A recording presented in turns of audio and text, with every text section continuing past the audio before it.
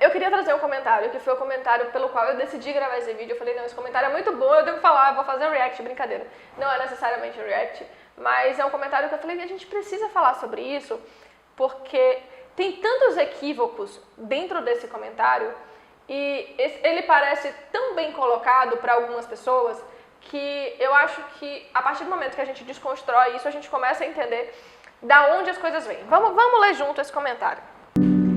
Oi gente, sejam bem-vindos ao canal, eu sou a Anantar e esse aqui é um espaço de troca, de construção, é um espaço pra gente aprender junto. Eu sei que eu tenho andado muito afastada, não consegui lançar os vídeos que eu prometi pra vocês, mas com a pandemia as coisas ficaram um pouco bagunçadas. Sim, a gente ainda tá em pandemia, mas esse é assunto pra outro vídeo. Eu queria muito conversar com vocês sobre o assunto do vídeo de hoje.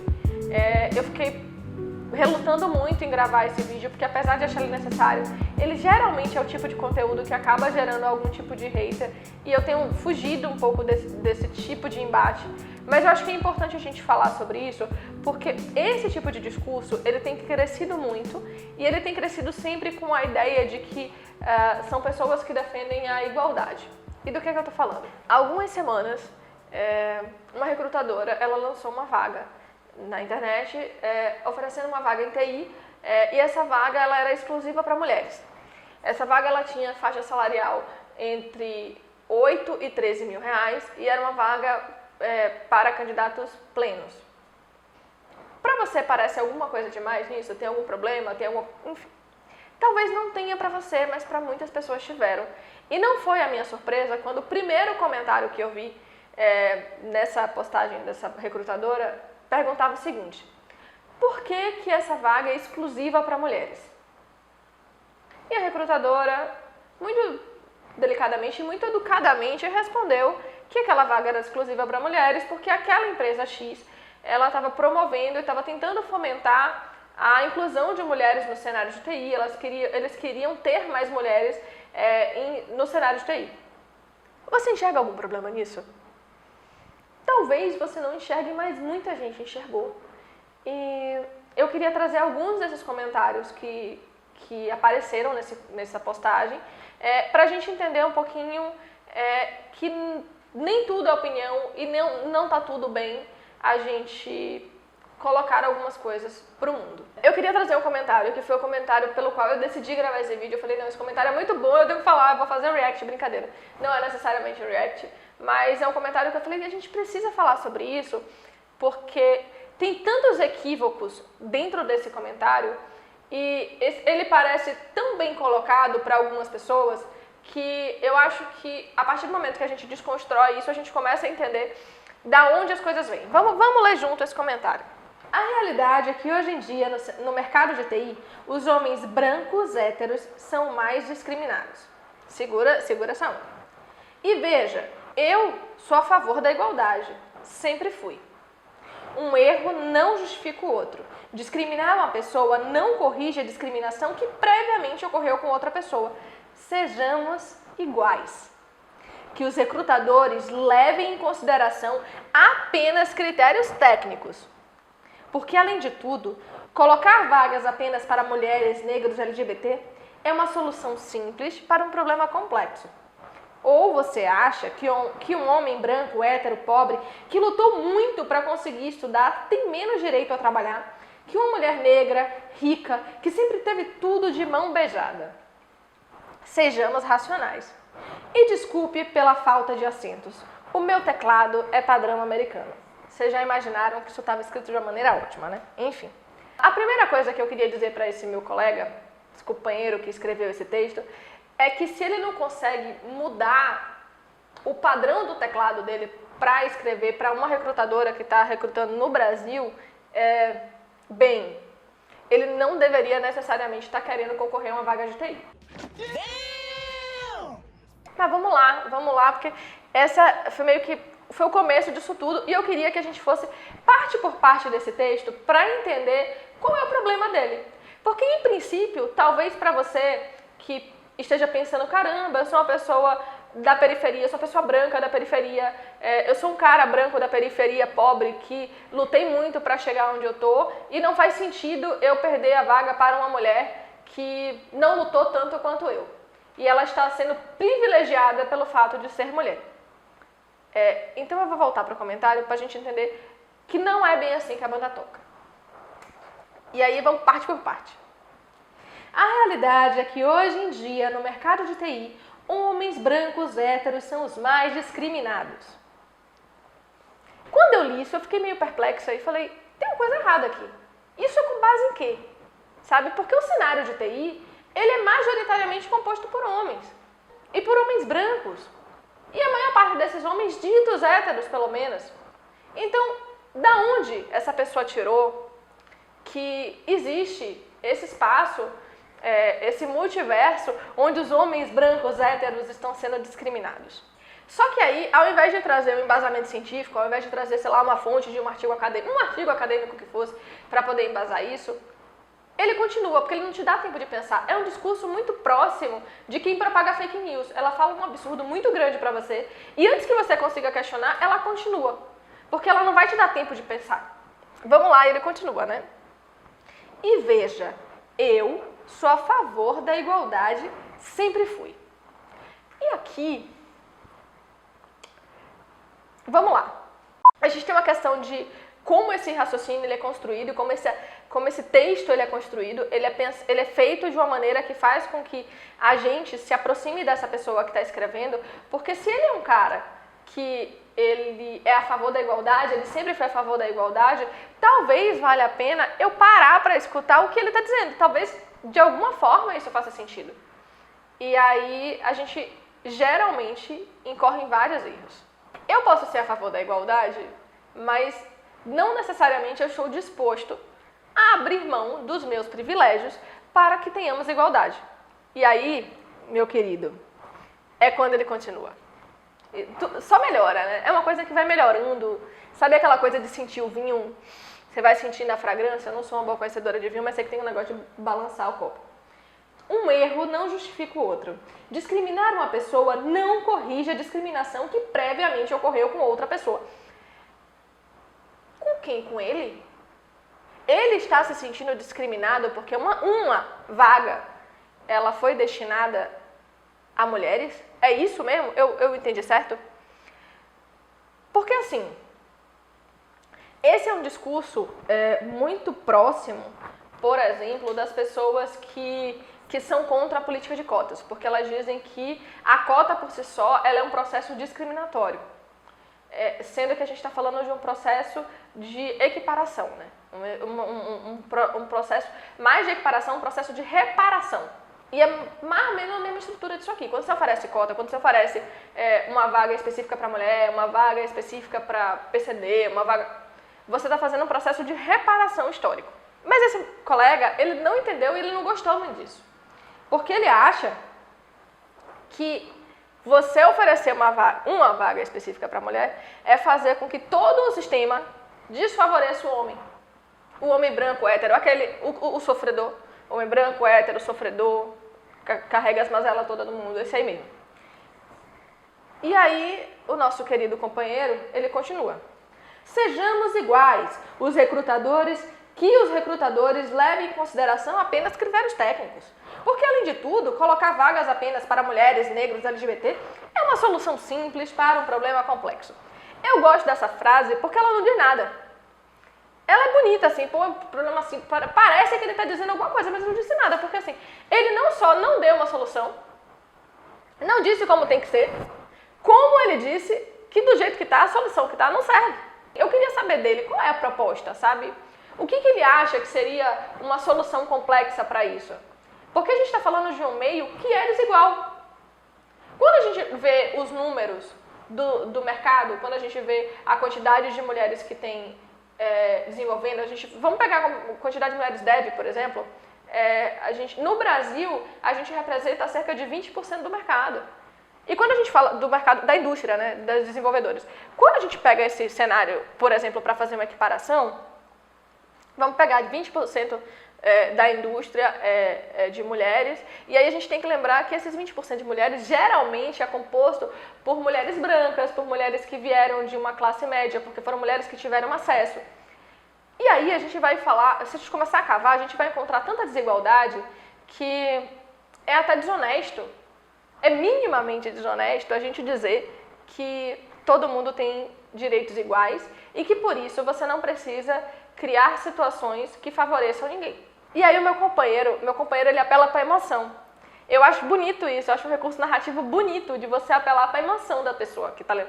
Porque de alguma forma ela pode se identificar com aquilo. Ou você acha que um homem branco, hétero, pobre, que lutou para conseguir estudar, tem menos direito de trabalhar do que uma mulher negra, rica, que sempre teve tudo de mão beijada. Eu queria que a gente, primeiro agora, fizesse uma reflexão, talvez um minuto de silêncio, para pensar quantas são as mulheres negras ricas que tiveram tudo de mão beijada no nosso país. Você conseguiu fazer as contas? Quantas você conhece?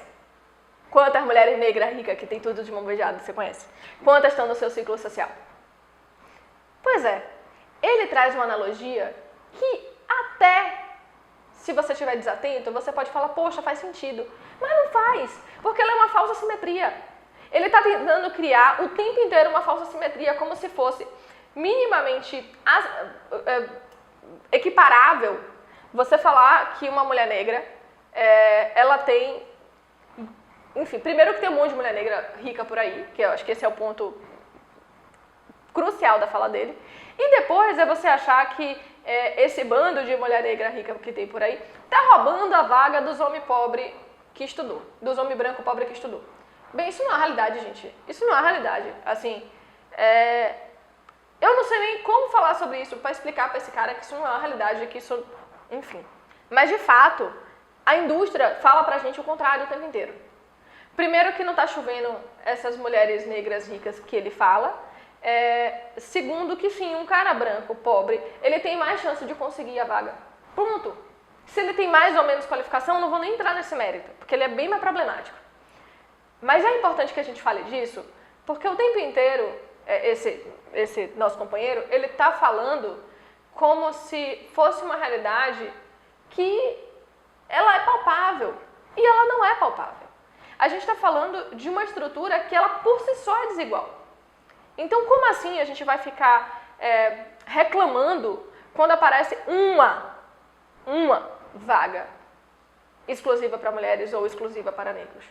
E aí, ele arremata com aquela frase maravilhosa, né? Sejamos racionais e desculpe pela falta de acentos, o meu teclado é padrão americano. Sobre o teclado dele ser padrão americano, eu já falei, mas o sejamos racionais é o que eu queria pedir para ele. Sejamos racionais, estude história. Essa é uma boa dica. Estude história. Vamos entender um pouco como é que a nossa sociedade é formada. Vamos entender um pouco como é que o Brasil foi feito. Vamos entender um pouco o que é o Brasil hoje. Porque, assim, existe uma série de problemas que eles são estruturais. A gente não vai resolver ele achando que todo mundo tem direito igual, então você que lute. Amigo, você que lute. Seu povo foi escravizado por 300 anos. Mas você que lute, entendeu? Você tem deficiência física, mas você que lute, porque a gente tem condições iguais de lutar.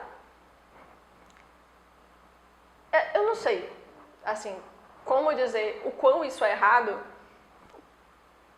porque me faltam palavras, a verdade é essa. Só que assim, esse não foi o único comentário. Esse foi um comentário que me chamou a atenção, foi um comentário que eu falei, não, preciso falar sobre isso, mas não foi o único comentário. E teve um outro comentário que não era tão ousado, mas era talvez mais problemático do que esse, que era um comentário de, por mim tá tudo bem, eu acho massa que vocês façam isso, mas pela lei não pode. Pela lei vocês podem ser processados. E eu queria parar tudo aqui agora, porque essa fala, ela foi meio que uma ameaça velada.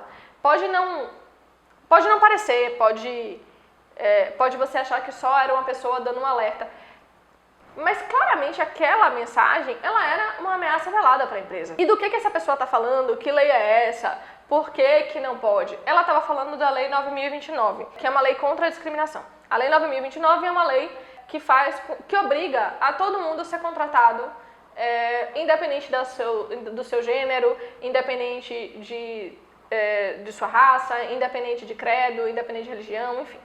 E apesar de não ser uma lei que na descrição dela ela esteja falando que é uma lei pensada para minorias, ela é uma lei para minorias. Ela é uma lei para resguardar o direito de minorias. Só que essa pessoa leu essa lei e falou, uma pessoa não pode ser discriminada, ela não pode ser impedida de concorrer a uma vaga pelo seu gênero.